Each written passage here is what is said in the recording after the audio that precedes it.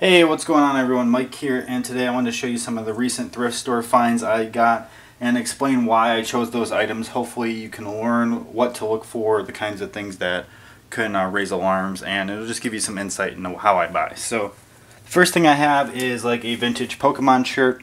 At the bottom you'll see the year 2000, which means it's 15 years old now. And if you look at the tags, it has the original Pokemon tag. This should sell for a good amount of money. I paid 99 cents plus it was half off, so I ended up paying 50 cents. The second shirt I have is this Hard Rock Rome Cafe shirt. One thing I didn't notice when I purchased it is there's some fading right here.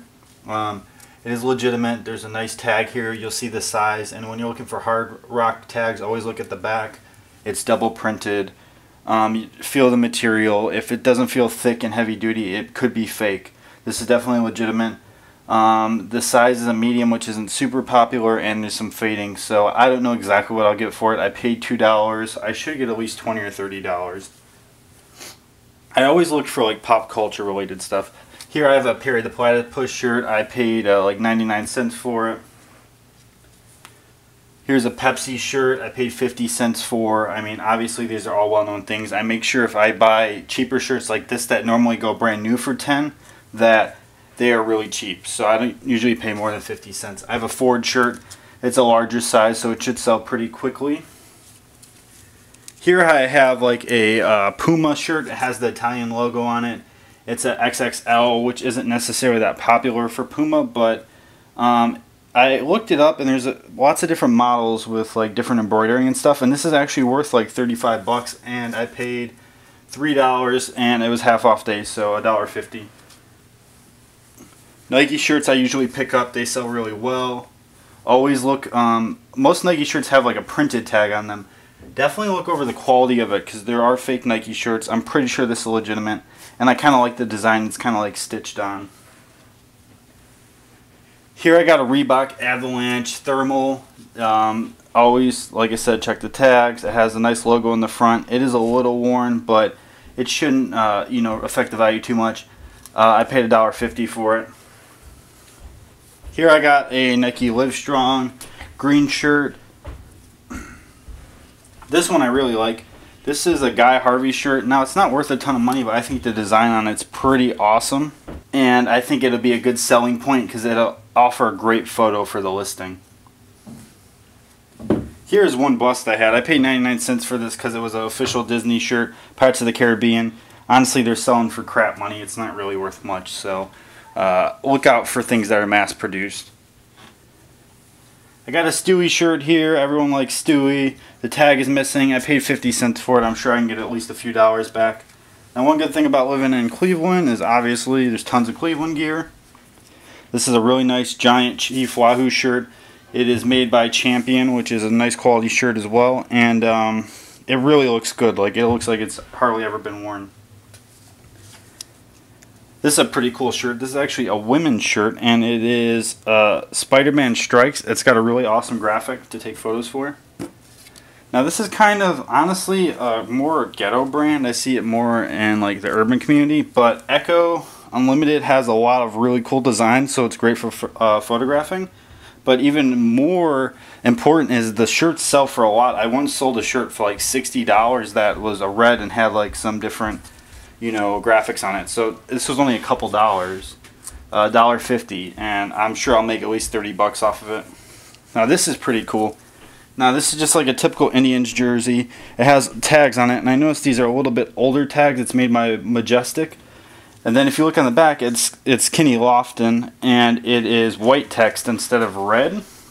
Now that's the older version of the Lofton jersey, and it's worth actually a lot more than the newer one. This one is worth like $35. I paid $2 for it, and the old one is the new one is worth like $15 to $20. This old one's worth $35. Now here's a good find that knowing a lot about video games helped me out a lot with.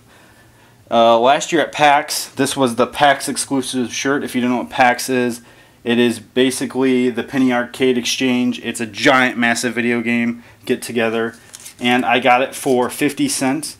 And these aren't printed or sold. They're only given out at the event, so it's worth quite a bit of money. I looked online. I couldn't find it for sale anywhere, so it's really a good find.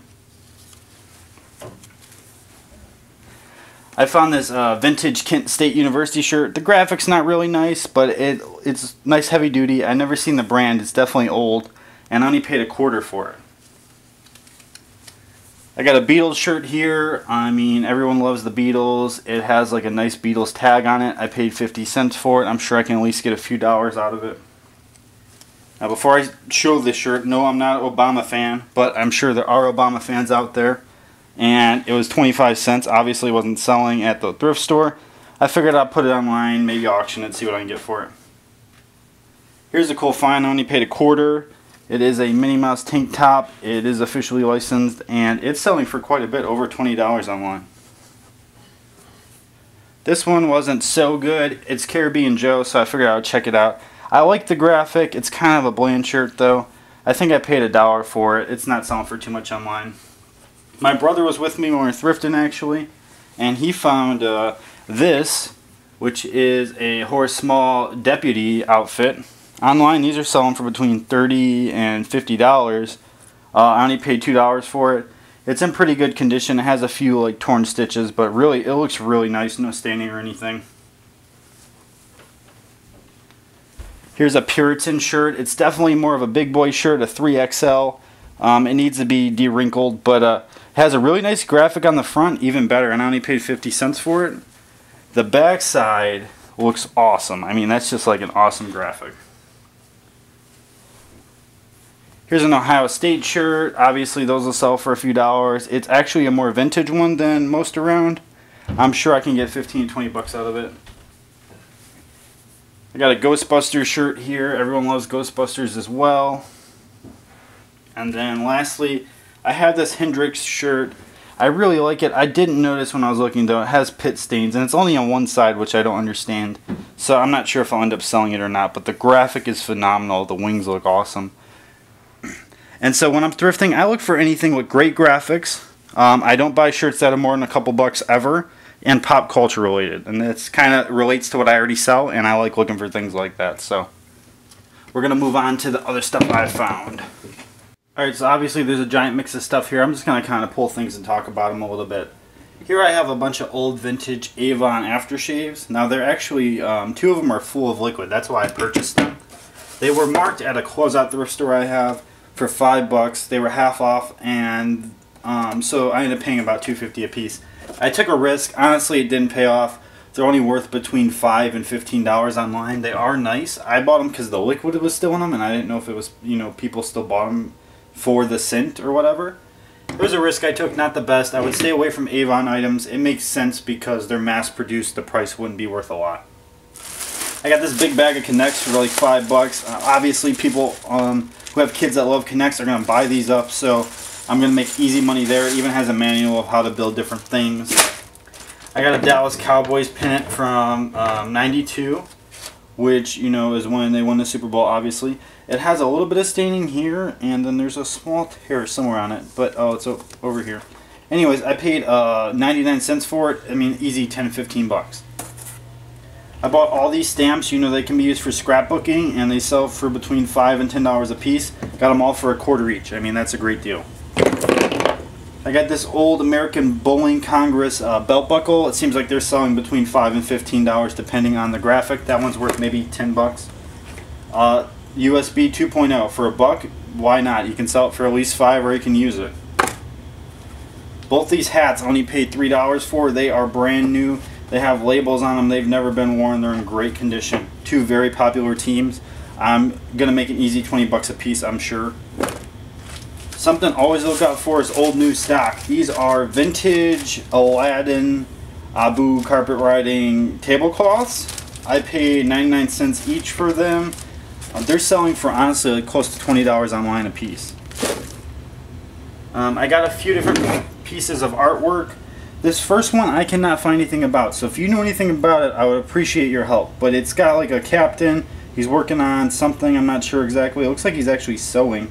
And the initials are BC. I looked everywhere online. I use like photograph apps to try and find it. I can't find this piece of artwork. It's actually really nice. I like it. So if you guys can help me, I would appreciate the help. A very popular kids book is Rainbow Fish. Everyone knows about that book, I'm sure. This was only $3. It is one of 3 in a series, and I think it'll bring an easy 20 bucks. And then this one was only 99 cents, so I don't know much about it, but it was worth the risk. Now I have 2 bigger art prints here. Honestly, I don't like the artwork in them at all.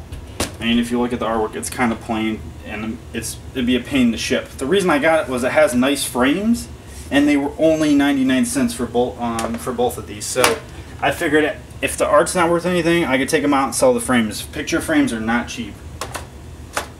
And probably one of the coolest finds while I was out was this encyclopedia. Now, if you're thrifting, always look for things people hide. They hid this under a bunch of toys, and I noticed it, and I would have let it go if they didn't hide it. I would have never looked at this book. It's not worth much. It was marked at 10 bucks, so I was like, no thanks. But because it was hidden, I decided to investigate further, and then I found out it has a signature in it. Now it says, "Come see the Bucks, George Carl," and it's personalized to someone named Blake. Now let me explain a little bit further. I live in Ohio, so when we say Bucks, we mean Buckeyes, the Ohio State Buckeyes. So I'm looking online for like a couple hours, and I can't figure out who George Carl is. I don't know why I didn't think to search the NBA. It didn't connect the dots in my head. But when I posted on Facebook, someone's like, "Hey, that's NBA coach George Carl. He was the coach of the Bucks like quite a few years ago. Now he's the coach of the Nuggets." So I have an NBA coach's signature. I paid 10 bucks for this book. I mean, it could be worth a lot. I don't know yet. I'm going to try and get it appraised. I don't have any good memorabilia places around, but if you know anything about his signature, let me know. It seems like it's pretty rare. I looked online, and he hasn't signed very many books or anything that are for sale. A few other things I forgot to mention are these jeans. I found these at a thrift store that was closing. 99 cents. They're Ralph Lauren polo jeans. I'm sure they're worth a good amount of money. They are women, so I guess it's a little less popular nowadays. Women don't wear jeans very often now, it seems. I got these Levi Strauss jeans. I think I paid $4 for them. They're in like perfect mint condition. They look like they were never worn.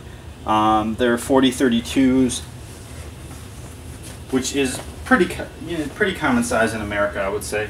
And then I got these brand new Relaxed Fit Levi Strauss jeans. I paid $5 for them. They're 34-32s, and I mean, that's easy money. They're brand new. Everything's still on them. And then the final thing I picked up from the closeout thrift store was this suit jacket. It is a Perry Ellis, and I mean, it's very nice. It has a very nice interior with pockets. It's made in the USA. It is combed wool. I don't know much about suit jackets. I picked it up because it was pretty cheap, and honestly, it's like mint. It looks really good. It is pretty large, but I think overall it should easily bring a profit. I don't see how it could. Okay, one last thing I wanted to show you was my recent FBA shipment. It's going out tomorrow, and it's pretty large actually. Most of these boxes might look kind of small on video, but there's over 250 pounds of merchandise, over 300 different individual SKUs, and took me about 2 weeks to stock all this up. I was going to show you the individual items, however, I need to get it packaged before I could record because it has to go out tomorrow. I don't really have time to waste, but this is only my 3rd shipment to FBA, and I've grown like rapidly. I already have over 600 different units in their warehouse, so I just wanted to show you guys really quick what's going on. Alright everyone, well I hope you enjoyed this video. I don't know if you guys like thrifting videos or not. Please let me know if you want me to keep doing this kind of thing. I have been thrifting every week, so it's something I could easily keep up with. I mean, it only took me a few minutes to record. Altogether, I spent about $120. I showed you most of the stuff I bought. There's a few other things that aren't here. They're already at my office, or they already sold. And I added up the value of everything on this piece of paper. It looks like scribble to you guys, I'm sure. But the value for everything I purchased, if I resold it all, would be around $950. So that's a really great return. And I only spent about 2.5 hours thrifting. So I mean, that's pretty fast for that amount of product. If I can do that every week, that'll put me in a great position for the future. Honestly, I haven't thrifted much in the past, but I really enjoyed it. I had a great time. I really like digging through stuff and finding things that's worth money, and I really like researching each product and learning about it. So I'm going to try to, if I do these videos in the future, I'm going to try to give you guys some helpful tips so you can learn and don't make mistakes and buy counterfeit things, those sort of things. So thank you for watching. I appreciate it. Please give the video a thumbs up. Subscribe if you haven't. New video tomorrow, eBay versus Amazon. I'll see you guys then.